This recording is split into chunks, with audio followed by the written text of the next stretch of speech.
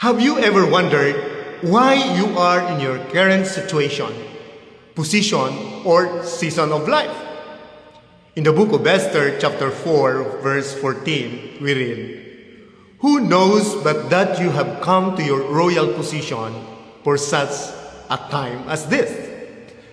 These words were spoken to Esther when she faced a difficult moment. She was placed in a position to influence, not only for her own benefit, but to help and save others. Although she was afraid, she chose courage because she believed that God had a purpose for her life. In the same way, God has created each of us with unique gifts, talents, and abilities. He placed us in certain situations because we have a purpose to fulfill. You may be called to encourage someone, help those in need, stand for what is right, or become a source of hope to others.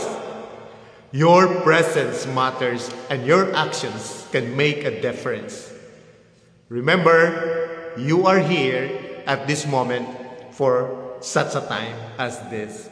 Amen.